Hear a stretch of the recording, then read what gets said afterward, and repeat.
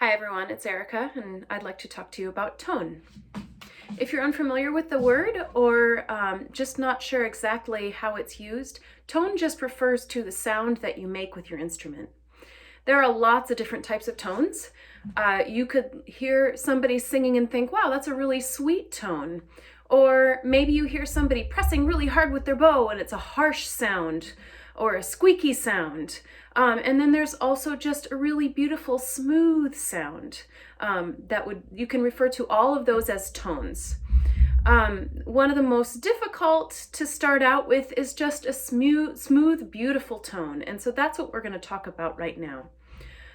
There are lots of ways to achieve this, but I'm going to give you 3 relatively easy ways of accomplishing a beautiful tone. It all starts with your bow hold. And as a violin teacher, I see all kinds of crazy bow holds. So let's look at some of them. Sometimes I see this, fingers all kind of sprawled out. And do you see my wrist right here? This makes the hand very tight and tense, and it doesn't allow your hand to move smoothly and make beautiful sounds. So I'd like to talk to you about how we can adjust this, or maybe this or this, into something that will help you. The most important part is you may see with my bow hold, my fingers are very curved. All 4 of these fingers are very curved. If I turn it this way, you can even see, oh, look at that, my thumb is curved under there too. And if I can keep all of those curved and keep this nice and loose and straight, that gives me flexibility in my hand. It allows me to move my hand around a little bit. So let's just break this down really quickly. I'm going to show you very closely. The thumb under here, on its tip, wrap these fingers around the frog. Do you see that? I bring them around. And then pinky on its tip, and the first finger just being very lazy. It's like a couch potato and it just rests there. And this might feel sort of easy to do when you put the fingers on the bow, but then once you turn it, it gets a little trickier. So you'll have to practice that, okay?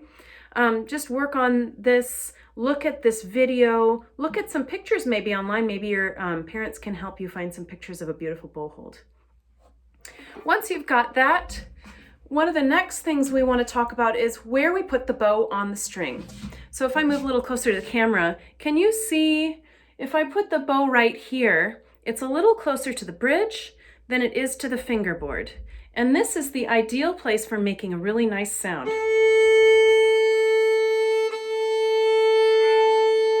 If I go a little closer to the bridge, what happens? That sounds a little squeakier and maybe sort of like a whistle. And then if I move it closer to the fingerboard, or even on the fingerboard, do you hear it gets less clean? It's sort of muddy. The sound doesn't come out evenly. So we're really looking for something right here. This is the sweet spot on the string. And then thirdly, do you notice I'm balancing my bow pretty much right in the middle of where the hair is. So that means that all of my hair is on the string and being used. And it makes a smooth, even tone. So I'm going to practice that using this learning concepts sheet right here. And you'll see number 2 is a scale, a slow scale. Let's play that. Maybe you can get out your violin and play it with me.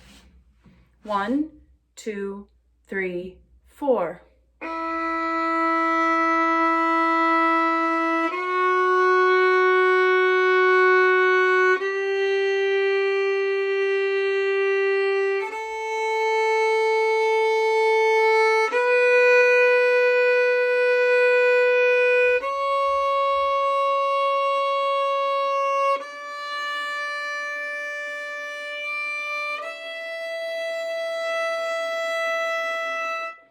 So I'm working very hard to stay in that spot on the string and to use my full hair and to keep my bow hold the way it was, because all 3 of those things really help out a lot.